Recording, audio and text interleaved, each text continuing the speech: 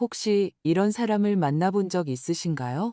입을 열면 예의 바르고 품위가 넘치는데 왠지 모르게 어딘가 불편한 느낌을 주는 사람 말입니다.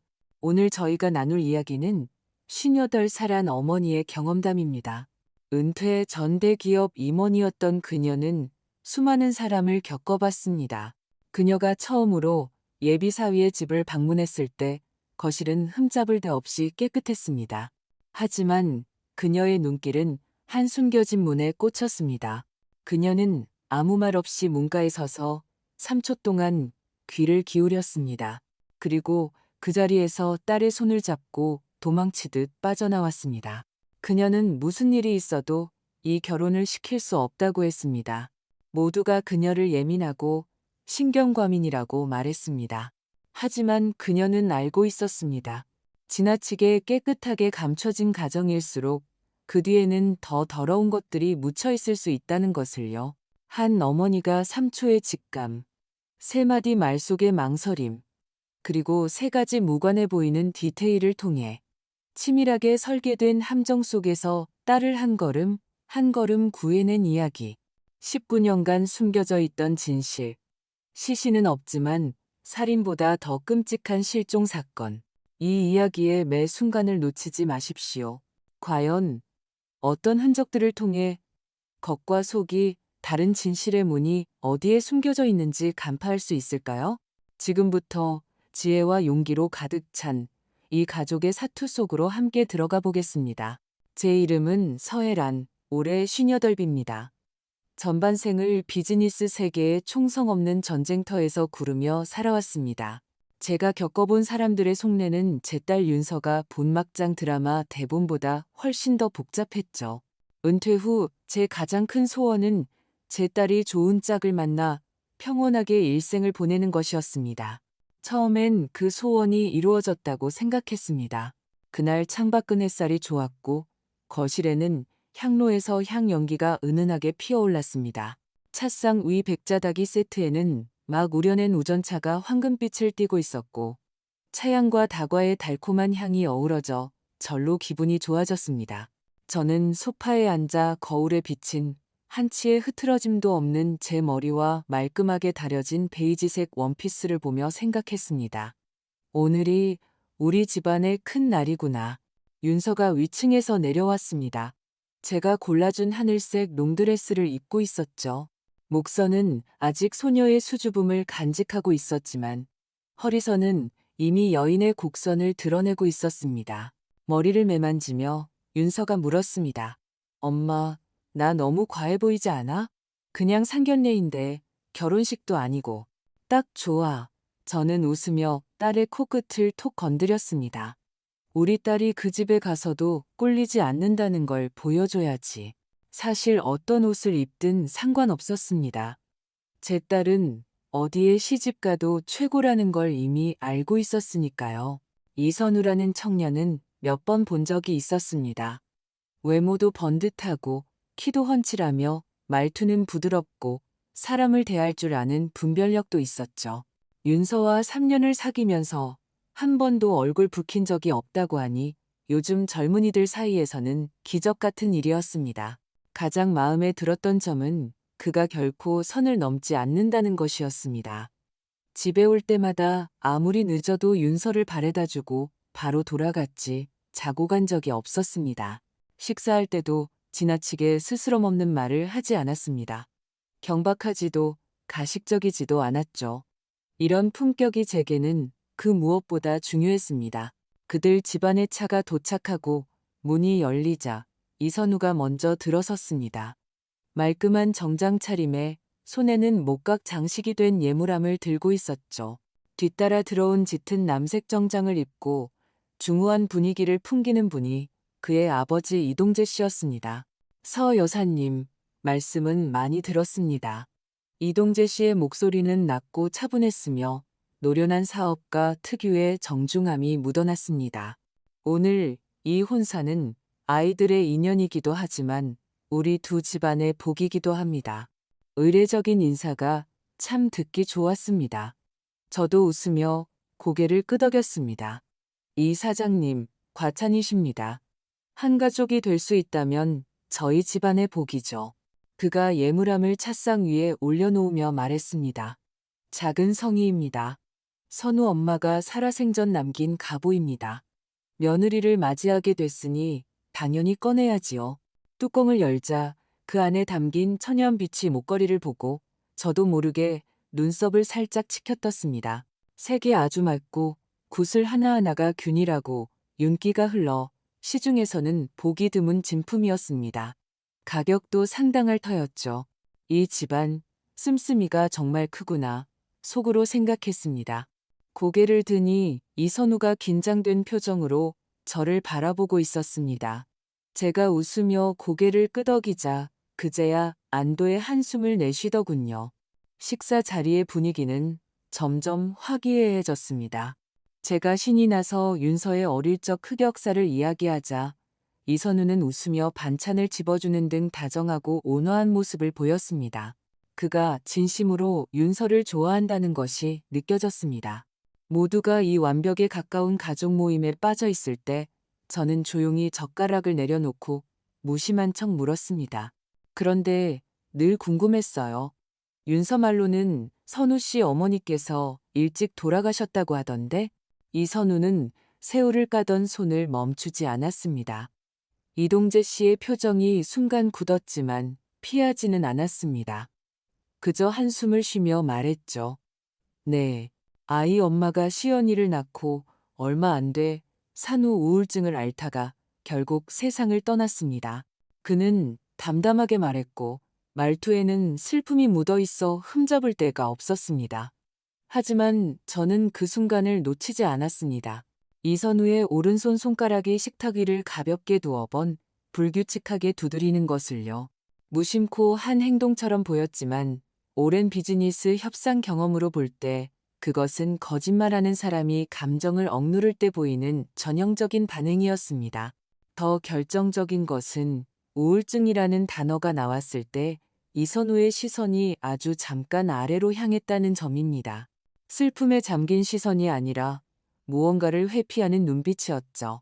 들킬까봐 두려워하는 눈빛이었습니다. 저는 굳이 지적하지 않고 그저 미소 지으며 그를 바라봤습니다. 그가 고개를 들어 저를 향해 웃어 보였습니다. 가지런한 치아와 휘어지는 눈꼬리까지 완벽했죠. 하지만 그 순간 제 마음은 조용히 가라앉았습니다. 상견례는 그렇게 화기애애 보이는 분위기 속에서 원만하게 마무리되었습니다. 결혼식은 반년 후로 잠정 결정되었죠. 딸 윤서는 곧 열릴 결혼식 생각에 들떠 하객 명단과 신혼여행지를 신나게 이야기하기 시작했습니다.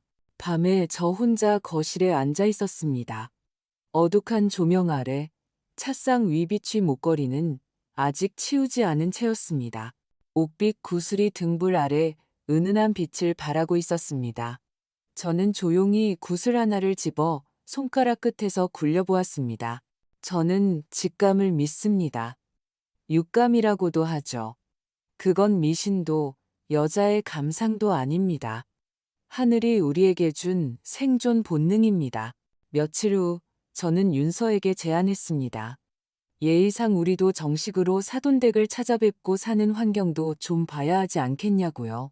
이 제안은 합리적이었고 윤서는 즉시 신이 나서 이선우와 약속을 잡았습니다. 그 주말 오후 저는 일부러 값비싼 건강보조식품과 차를 선물로 준비해 윤서와 함께 평창동에 있는 그들의 호화빌라로 향했습니다. 차가 부촌으로 알려진 빌라 단지로 들어설 때 저는 창밖으로 보이는 으리으리한 저택들을 보며 마음속 의심을 키웠습니다. 이동재 씨의 사업이 정말 이렇게까지 성공적이었나? 내가 알기로는 중소규모의 인테리어 시공회사를 운영할 뿐인데 이런 호화로운 생활을 유지하기는 쉽지 않을 텐데 그들의 빌라는 예상대로 넓고 밝았으며 인테리어도 세련됐습니다. 거실의 작은 장식품 하나부터 벽에 걸린 그림 한 점까지 주인의 품격과 재력을 과시하고 있었죠. 사돈인 이동재 씨는 우리를 열정적으로 맞이했고 이선우의 여동생 이시연이라는 조용하고 단아해 보이는 소녀도 얌전히 차와 다과를 내왔습니다. 모든 것이 인테리어 잡지의 모델하우스처럼 완벽했습니다. 하지만 저는 무심코 집을 둘러보는 척하다가 지극히 기이한 디테일을 발견했습니다. 거실 TV 벽면 옆에 나무 무늬 벽과 거의 하나로 보이는 숨겨진 작은 문이 있었던 겁니다. 저는 태연하게 다가가 벽면의 마감이 훌륭하다고 칭찬하는 척하며 손가락으로 그 문을 살짝 만져보았습니다. 차가운 금속의 질감이 느껴졌습니다. 손잡이는 없고 눈에 띄지 않는 열쇠 구멍만 하나 있었죠. 저는 아무렇지 않게 물었습니다. 사장님, 이 벽 디자인이 참 독특하네요. 이 작은 문은? 윤서와 담소를 나누던 이선우가 즉시 다가와 웃으며 말했습니다. 어머니, 그건 그냥 작은 창고예요. 안 쓰는 낡은 물건들을 쌓아둬서 어수선하니까 평소엔 잠가둬요. 그가 말하는 동시에 문 뒤에서 아주 희미하게 쿵 하는 무거운 물체가 바닥에 떨어지는 듯한 둔탁한 소리가 들렸습니다. 그 소리는 아주 짧아서 이선우의 말소리에 거의 묻힐 뻔했지만 제 귀는 똑똑히 포착했습니다. 그의 미소가 순간 멈칫했습니다. 정말 찰나의 순간이었죠. 다음 순간 그는 아무렇지 않게 어깨를 으쓱하며 말했습니다. 아, 아마 쌓아뒀던 낡은 스피커가 쓰러졌나 봐요. 이사할 때 막 던져 넣었더니 너무 지저분해서요. 그는 그렇게 해명하며 부엌으로 향했습니다. 제가 과일 좀 깎아올게요. 잠시만요. 윤서는 그가 자리를 비운 틈을 타 그 문으로 다가가 손잡이에 손을 얹었습니다. 저는 몇 걸음 떨어진 곳에서 막지 않았습니다. 그녀가 살짝 돌려보았지만 문은 꿈쩍도 하지 않았습니다. 하지만 문틈으로 냄새가 새어나왔습니다. 곰팡이 냄새도 습한 냄새도 아니었습니다. 강렬한 소독약 냄새였죠. 그 밑에는 희미하게 비릿한 악취가 섞여 있었습니다. 마치 오랫동안 시트를 갈지 않은 병실 냄새 같기도 했고 피 냄새 같기도 했습니다. 심장이 쿵 내려앉았습니다. 저는 즉시 다가가 딸의 손을 잡고 일부러 밝은 목소리로 말했습니다. 윤서야, 함부로 만지지 마. 손님은 예의를 지켜야지. 그 냄새는 제 마음속에 최고 등급의 경보를 울렸습니다. 저 문 뒤에 잠겨 있는 것은 결코 낡은 가전제품이 아닐 겁니다. 그때 이선우가 깎은 과일 한 접시를 들고 부엌에서 나왔습니다. 그가 문 앞에 서 있는 우리 모녀를 보고는 즉시 경계하는 눈빛이 되었습니다. 어머니, 윤서야, 무슨 일이에요? 아무것도 아니야. 저는 웃으며 말했습니다.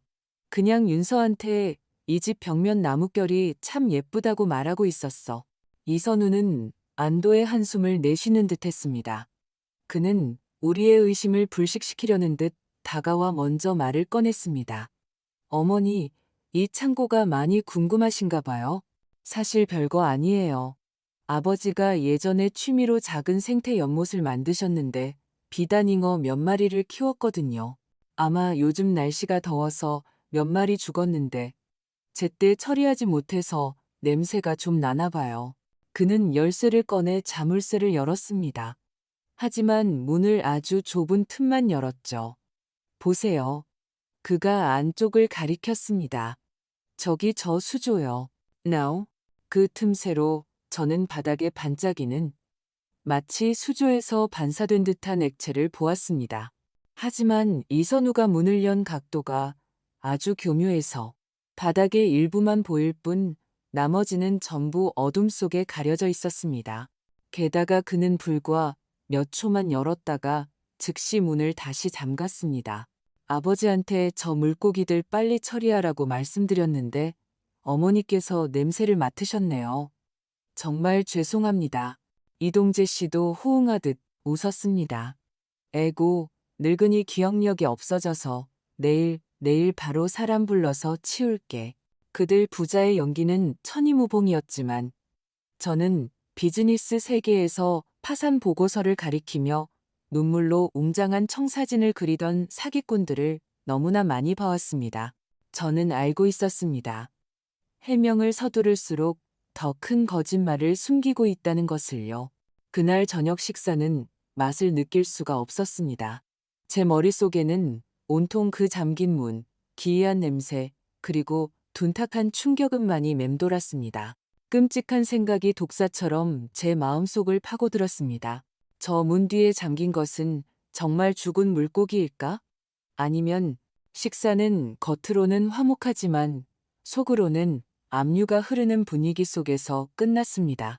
사돈인 이동재 씨는 더 있다 가라며 우리를 붙잡았지만 저는 중요한 회의가 있다는 핑계로 정중히 거절했습니다. 이 숨막히는 집에 단 1초도 더 머물고 싶지 않았습니다. 제 직감이 미친 듯이 소리치고 있었습니다. 어서 가, 여기서 벗어나. 현관에서 신발을 갈아 신을 때 이선우는 여느 때처럼 다정했습니다.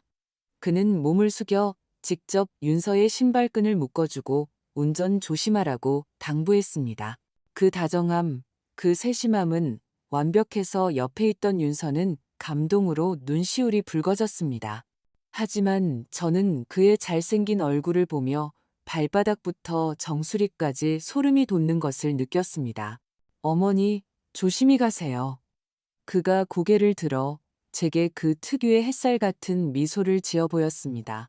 저는 고개를 끄덕이고 윤서의 손을 잡고 서둘러 빌라 대문을 나섰습니다.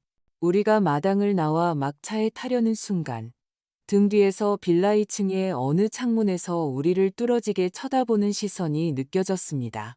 저는 획 돌아 2층을 쳐다보았습니다.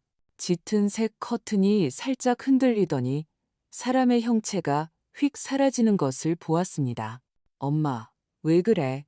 제가 멈춰서자 윤서가 의아해하며 물었습니다. 아니야. 저는 고개를 저으며 마음속 불안감을 억눌렀습니다. 헛것을 봤나 봐.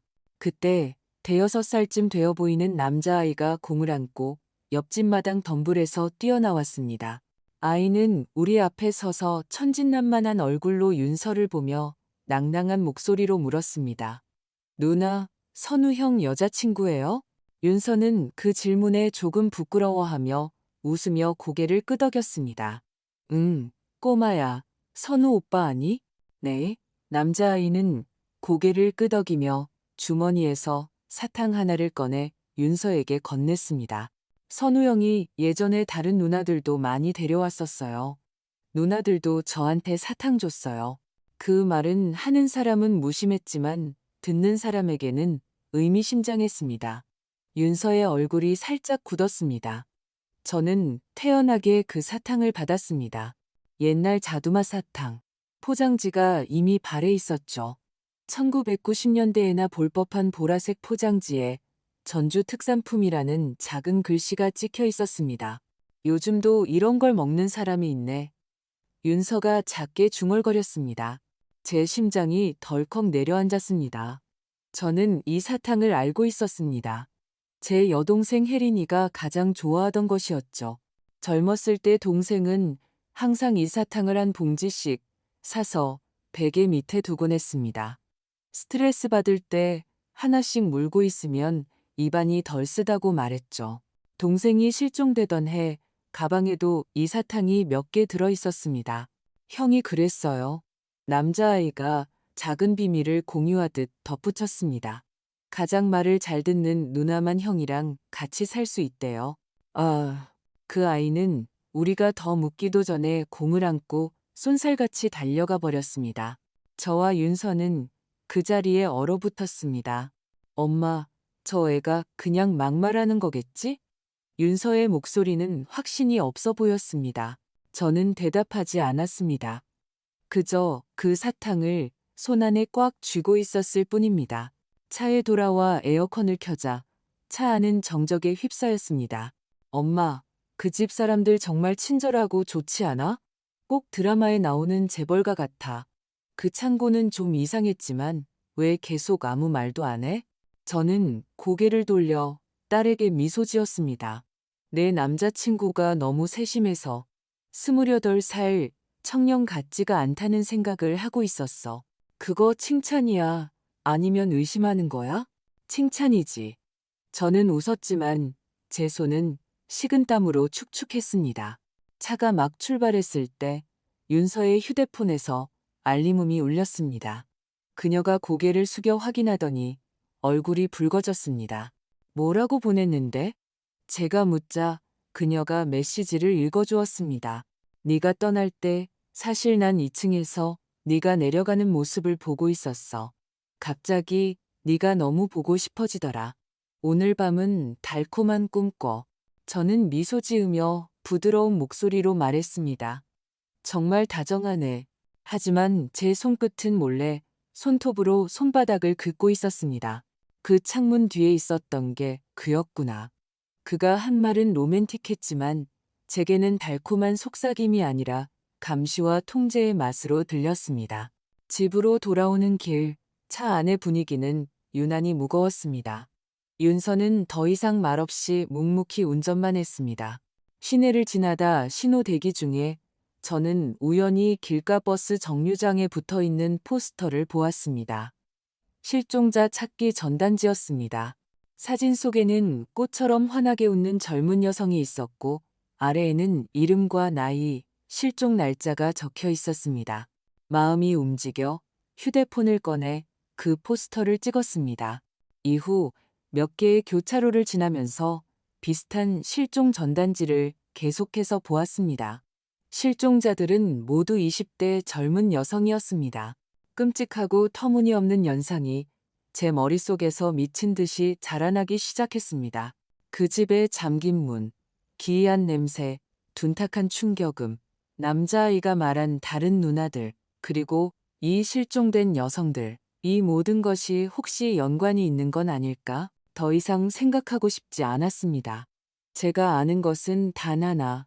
제 딸의 이 결혼은 결코 겉보기처럼 단순하지 않다는 것이었습니다.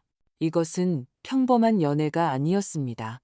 그 배후에는 모든 것을 집어삼킬 수 있는 치밀하게 설계된 함정이 있을지 모릅니다. 그리고 저는 제 딸이 그 함정에 완전히 삼켜지기 전에 그것을 뿌리째 뽑아내야만 합니다. 집에 돌아오니 거실은 조용했습니다. 벽시계의 째깍거리는 소리와 점점 더 빨리 뛰는 제 심장 소리만 들릴 뿐이었죠.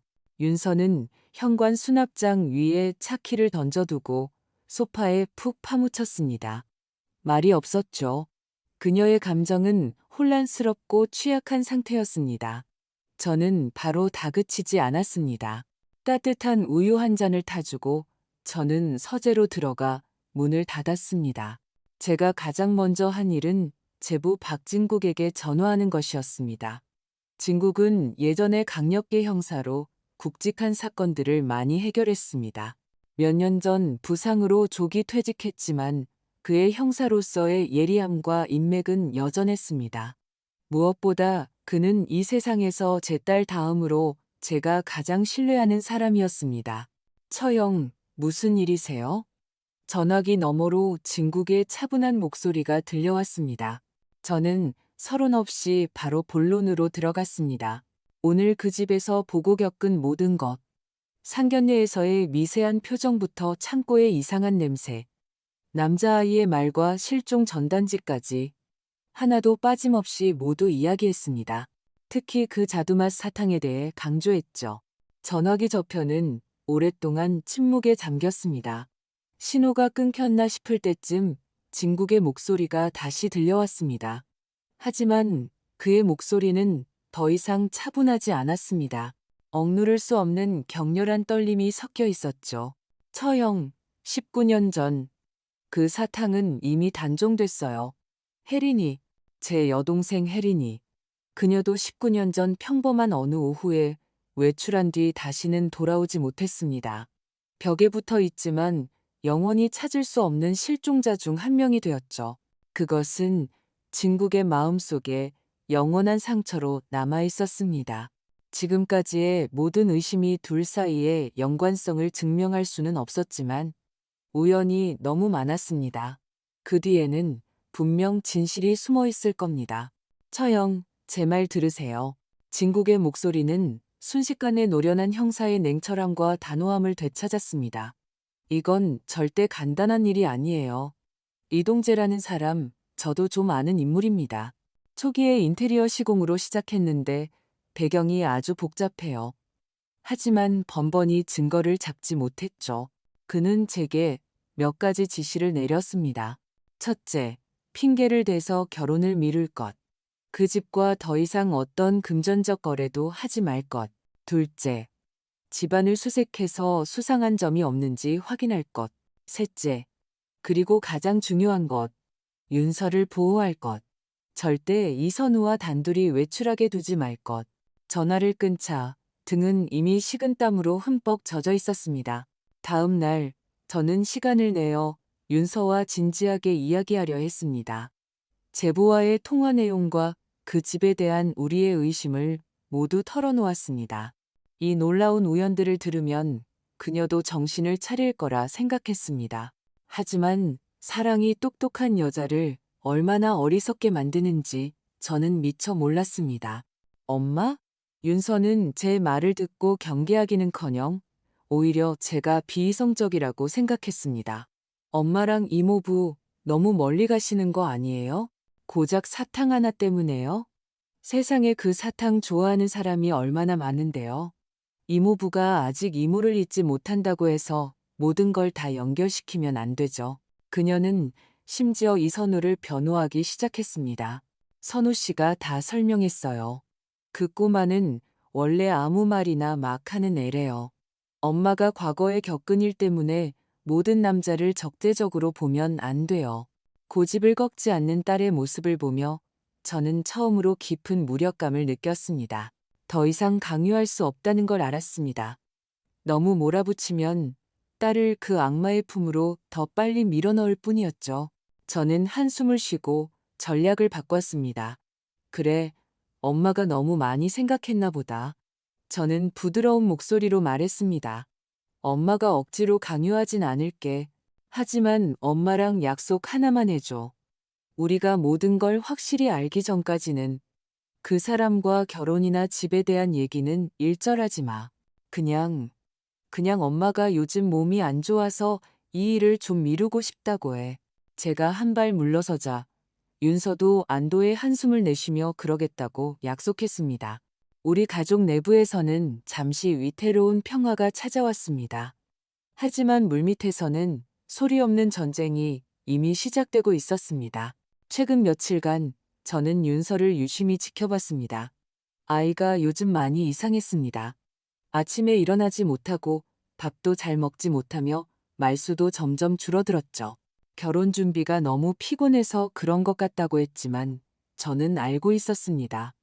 이 아이는 학창 시절 아무리 긴장해도 이런 적이 없었습니다.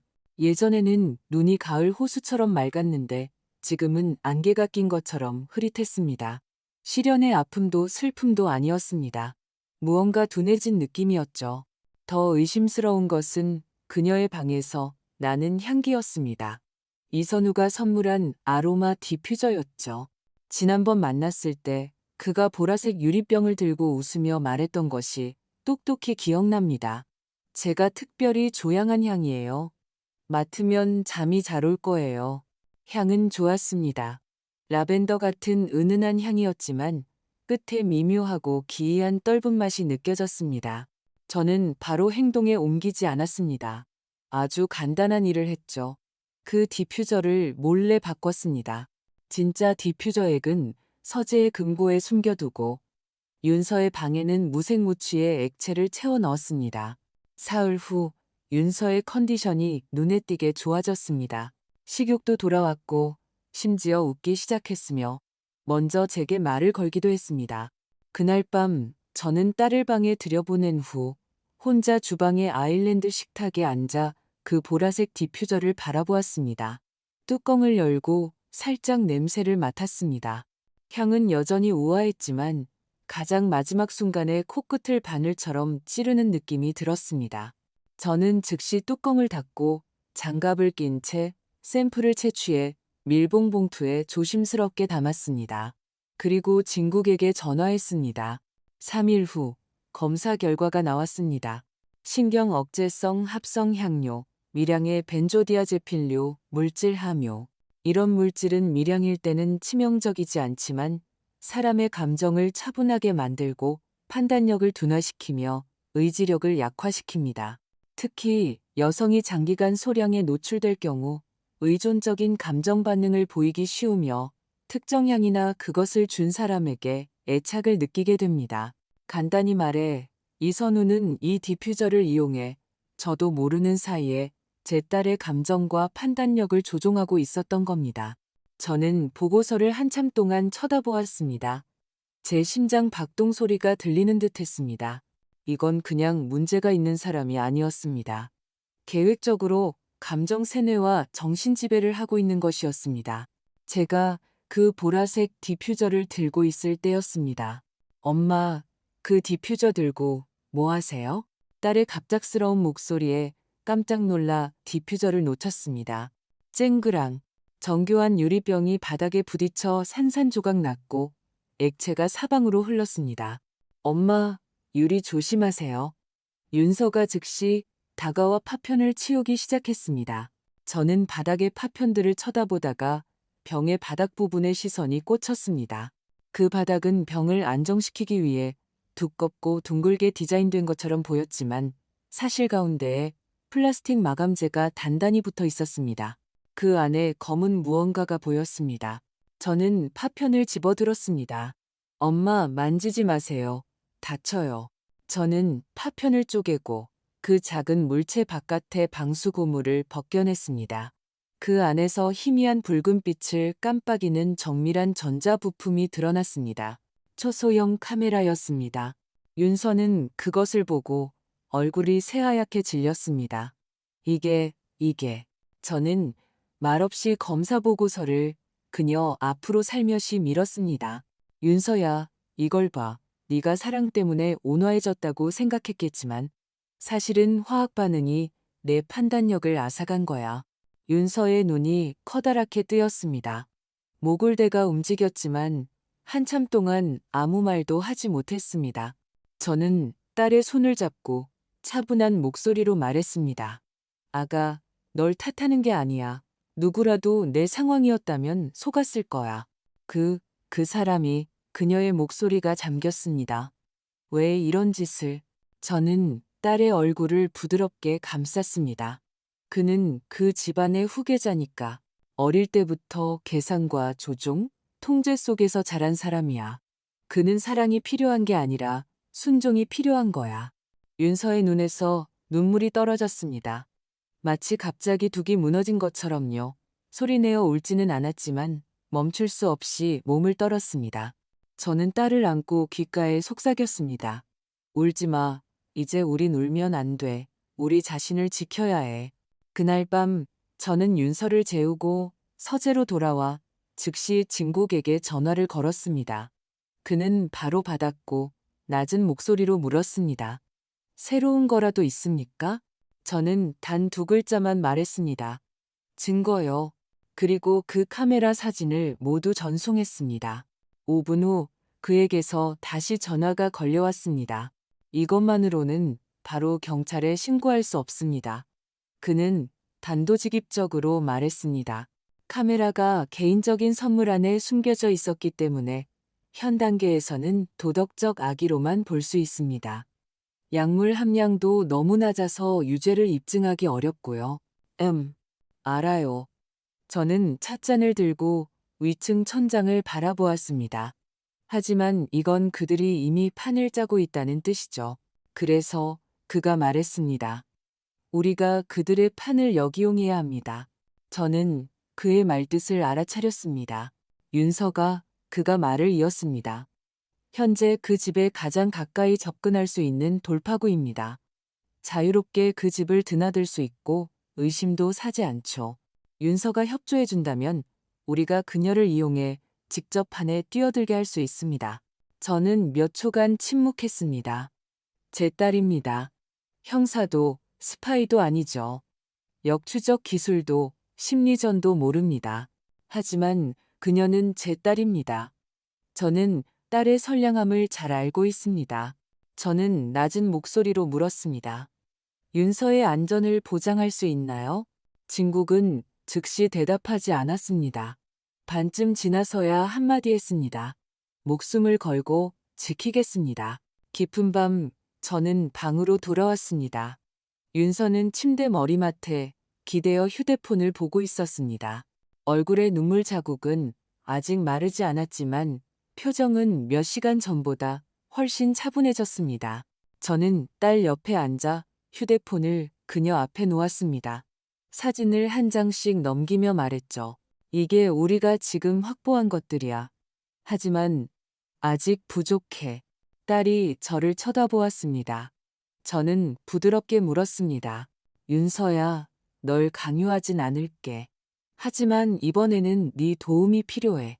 그 집안의 진실을 밝혀내는데 함께 해주겠니? 딸은 울지도 망설이지도 않았습니다. 그저 묵묵히 고개를 끄덕였습니다. 네, 그녀가 말했습니다.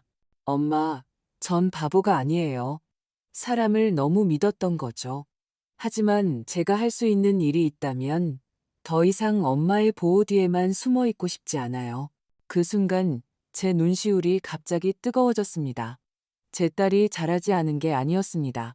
제가 딸이 성장하는 것을 아쉬워하며 놓아주지 못했던 것이었죠.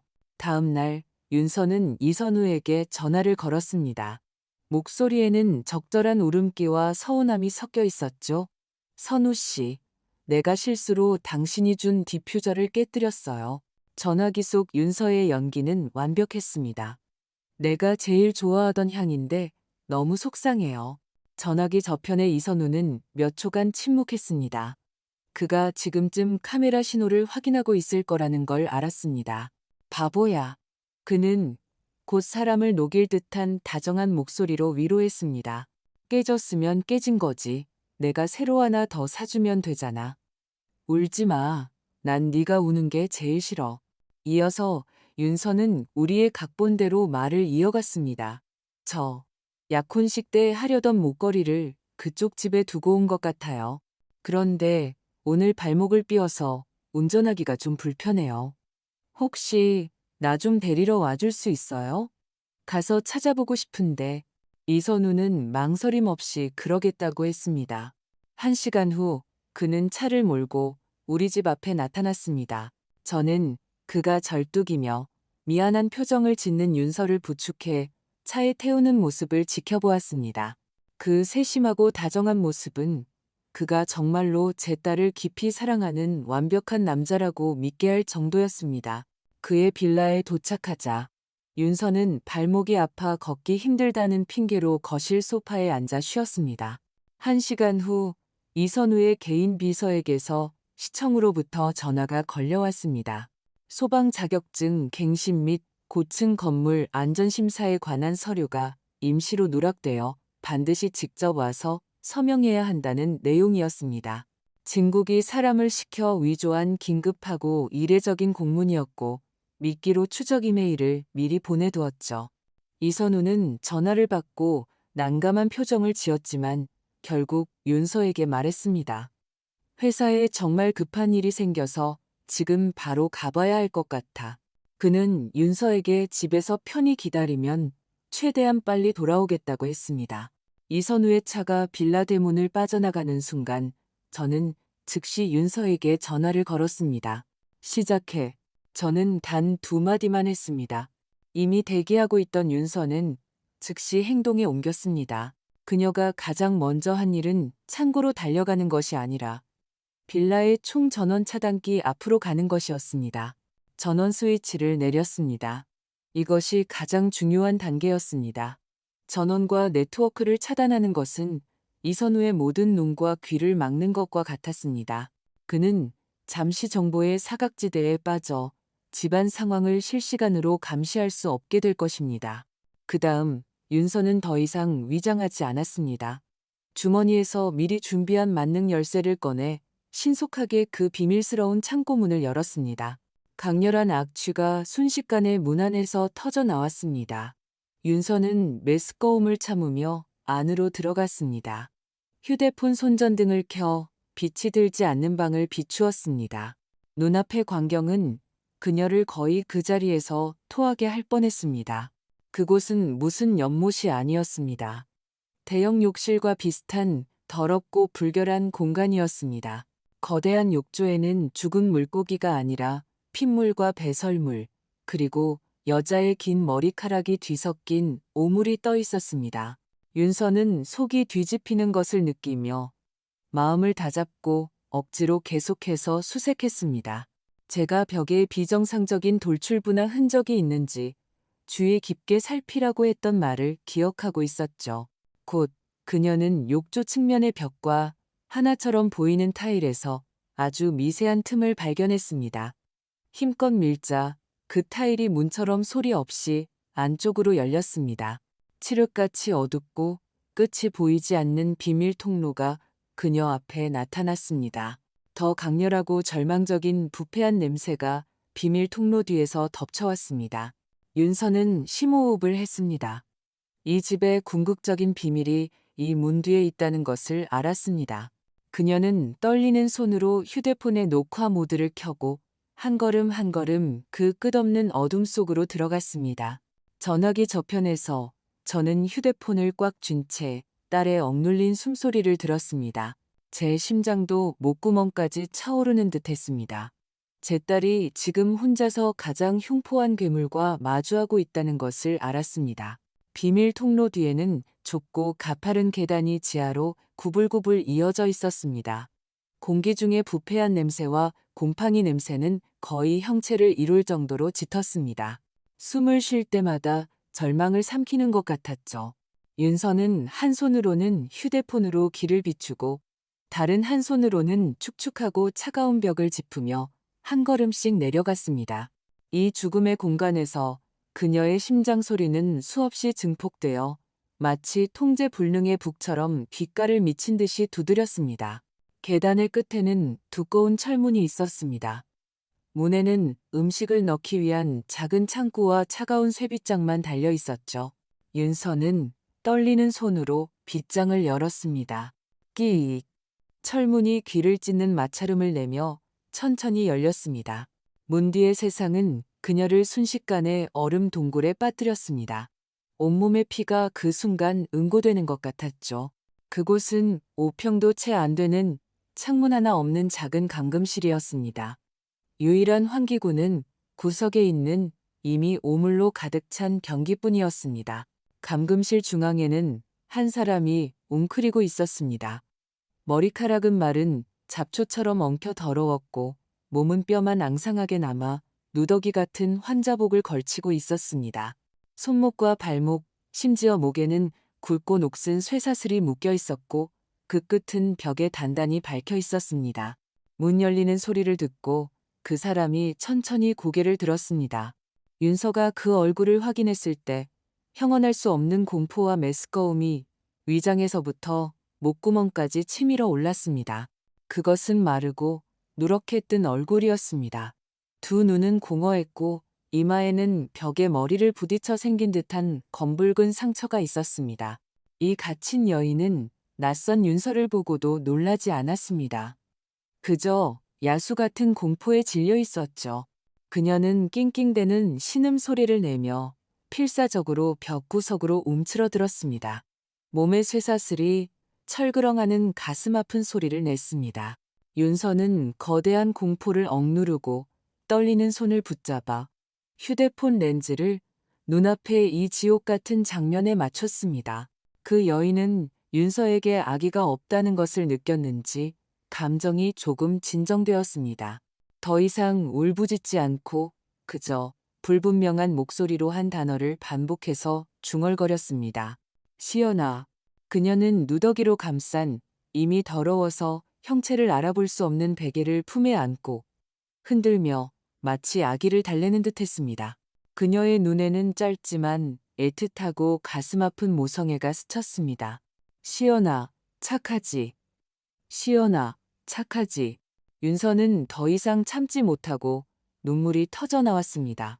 그녀는 조용히 선명한 사진 몇 장과 동영상을 찍어 가장 결정적인 증거로 남겼습니다. 그리고 더 이상 머뭇거릴 수 없었습니다. 조용히 감금실을 나와 철문을 다시 잠갔습니다. 그녀가 거실로 돌아가려던 순간 예상치 못한 사람이 계단 입구에 나타났습니다. 그 집의 먼 친척이라던 유영이라는 여인이었습니다. 그녀는 윤서가 비밀 통로에서 나오는 것을 보고도 전혀 놀라지 않았습니다. 오히려 그곳에서 오랫동안 기다린 듯했죠. 그녀의 눈빛은 복잡하고 슬펐습니다.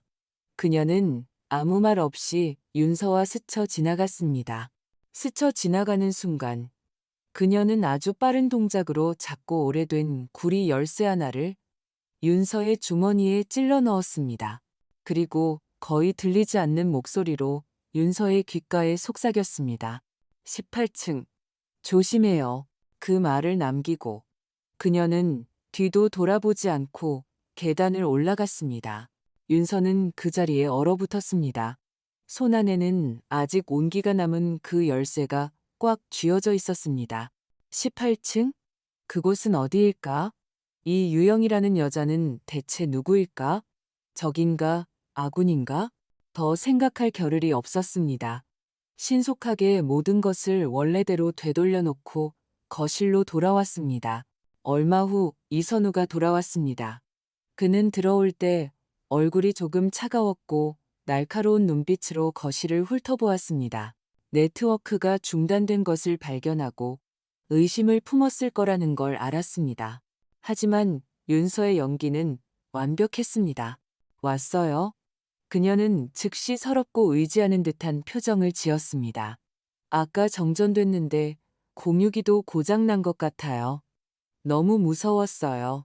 그녀는 그렇게 말하며 절뚝이며 이선우의 품에 안겨 애교를 부렸습니다.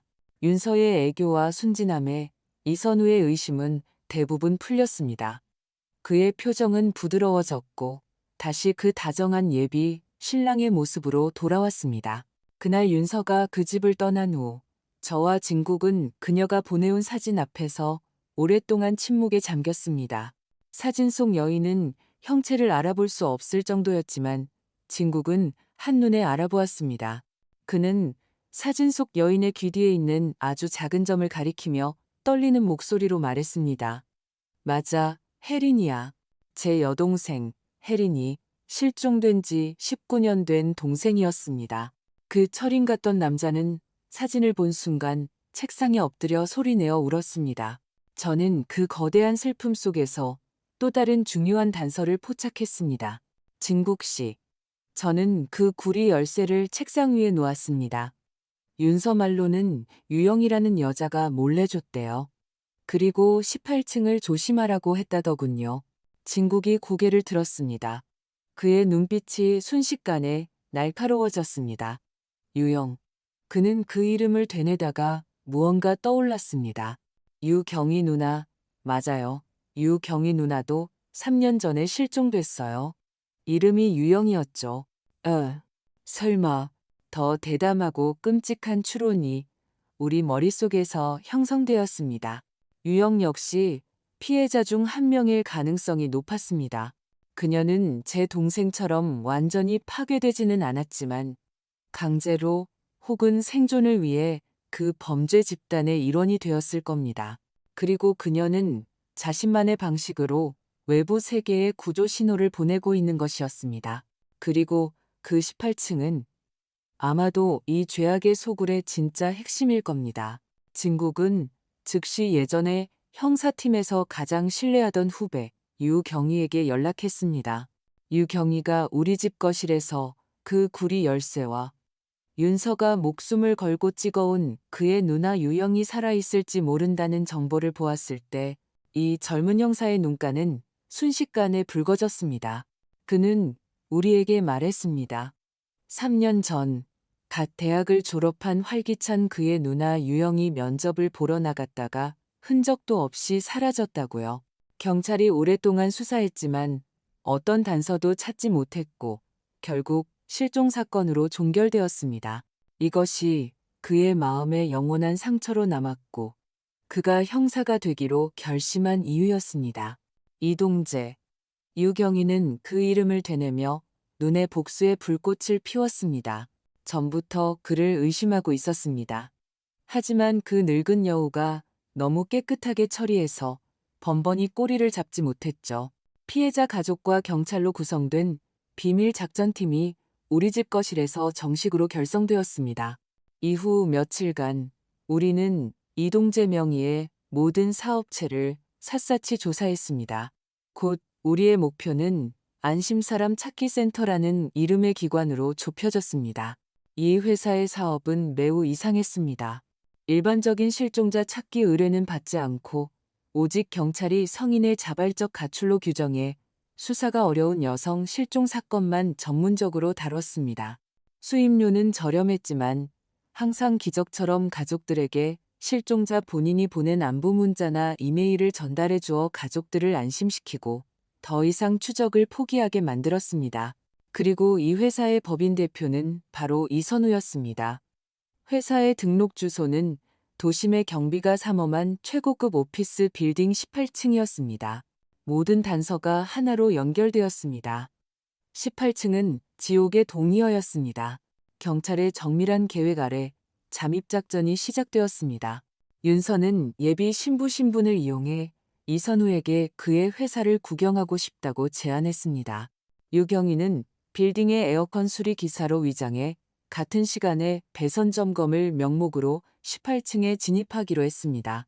저와 진국은 아래층 지휘 차량에서 원격 감시 및 지원을 맡았습니다.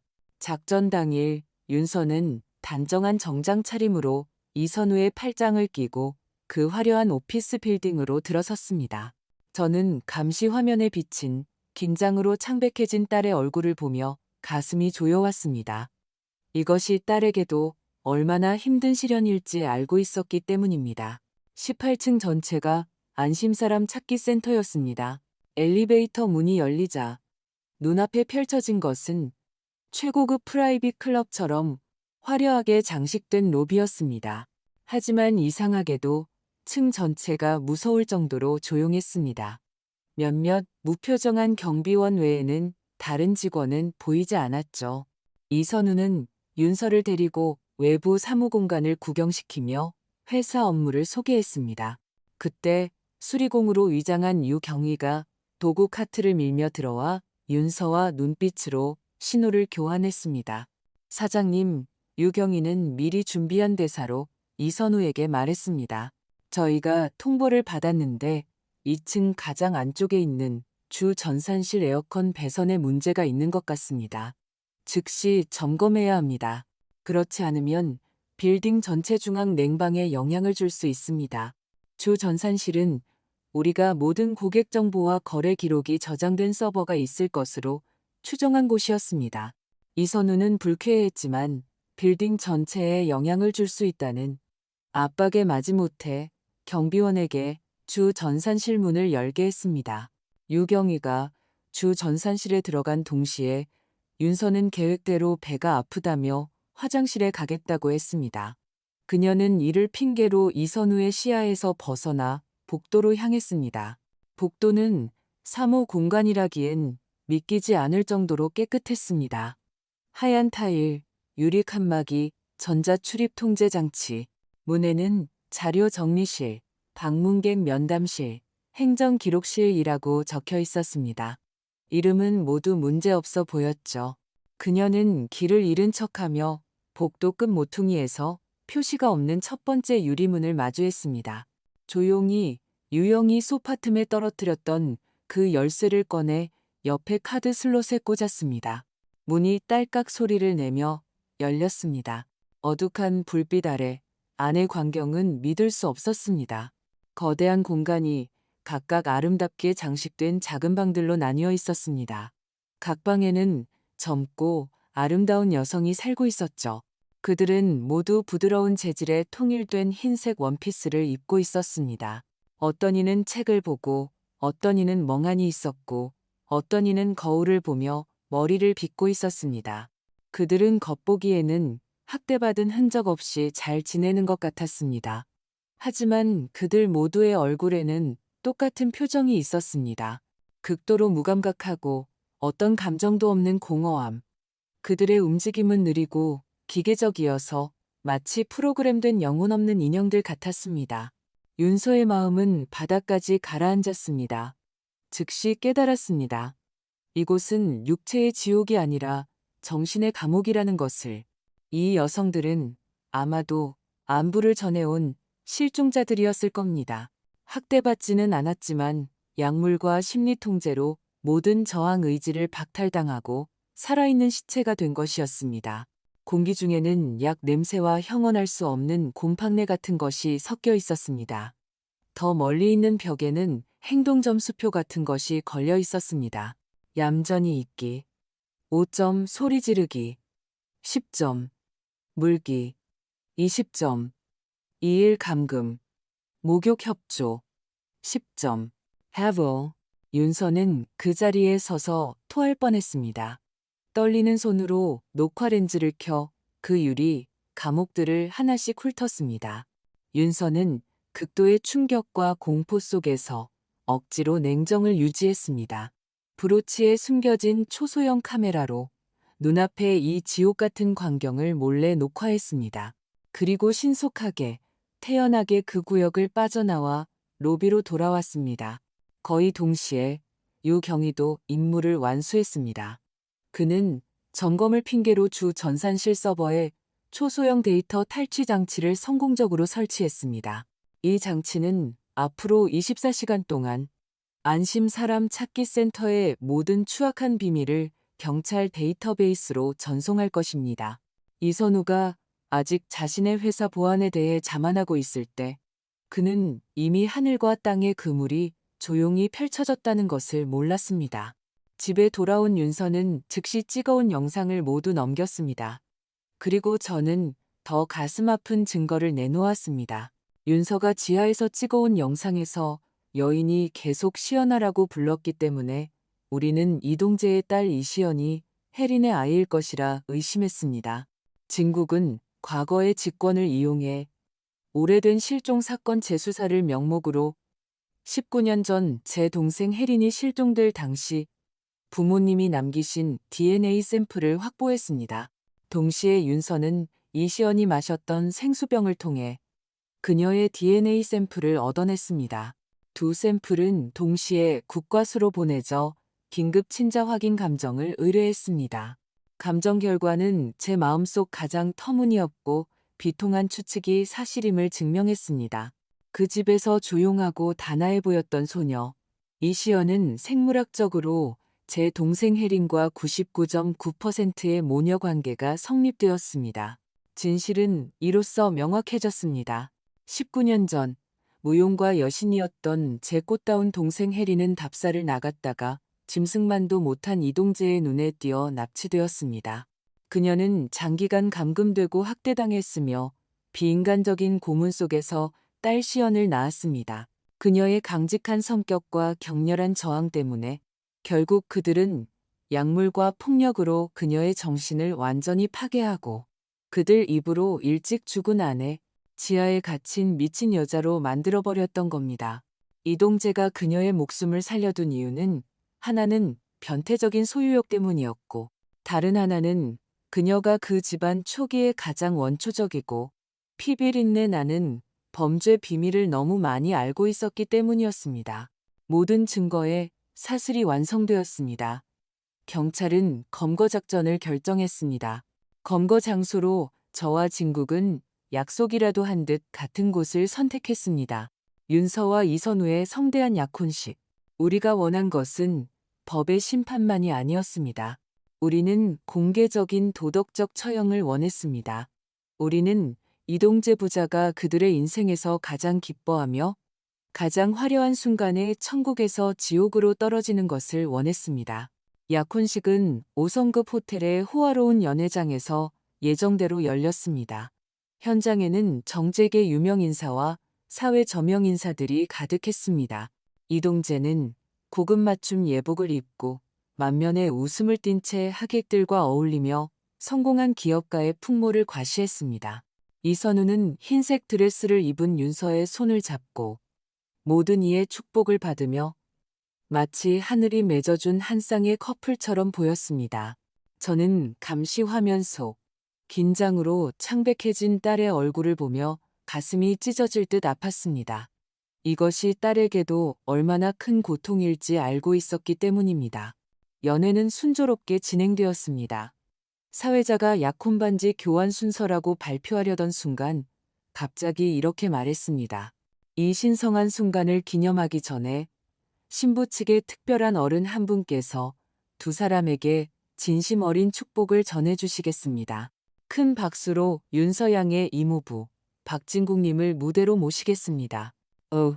하객들과 담소를 나누던 이동재는 진국이 무대로 올라오는 것을 보고 얼굴에 미소가 순식간에 굳었습니다. 그의 동공이 급격히 수축했습니다. 그는 이 얼굴을 알아본 것이 분명했습니다. 지난 19년간 유령처럼 자신을 암암리에 조사하며 여러 번 등골을 서늘하게 했던 그 늙은 형사의 얼굴을요. 당신, 이동재는 자기도 모르게 한 걸음 물러섰습니다. 얼굴에서 핏기가 완전히 가셨죠. 진국은 그를 무시했습니다. 그는 무대 중앙으로 걸어가 사회자에게서 마이크를 넘겨받았습니다. 그의 시선은 모든 사람을 넘어 맨 앞줄에 비어있는 자리에 닿았습니다. 그가 아내 혜린을 위해 남겨둔 자리였죠. 오늘 저는 제 아내 혜린이와 함께 제 조카딸의 약혼식에 참석했습니다. 진국의 목소리는 스피커를 통해 연회장 전체에 선명하게 울려 퍼졌습니다. 19년간 억눌러온 거대한 슬픔과 분노가 담겨 있었죠. 19년 전 제 아내가 실종되었습니다. 저는 19년간 그녀를 찾아 헤맸습니다. 저는 그녀가 이미 이 세상 사람이 아닐 거라고 생각했습니다. 그는 잠시 말을 멈추고 분위기를 바꿨습니다. 그의 시선은 이미 넋이 나간 이동재를 향해 칼날처럼 날아갔습니다. 며칠 전 저는 그녀가 아직 살아있다는 것을 알게 되었습니다. 다만 지옥보다 못한 곳에서 살고 있었을 뿐입니다. 그는 더 이상 말하지 않았습니다. 그저 등 뒤에 거대한 LED 스크린을 향해 손가락을 튕겼습니다. 스크린에 재생된 것은 신랑 신부의 달콤하고 따뜻한 성장 영상이 아니었습니다. 정교하게 편집된 충격적인 장면들이었습니다. 화면에는 먼저 윤서가 그 집 지하실에서 찍은 쇠사슬에 묶여 사람의 형상을 잃은 미친 여자 혜린의 모습이 나왔습니다. 이어서 안심사람 찾기 센터 18층의 지옥 같은 벌집이 비쳤습니다.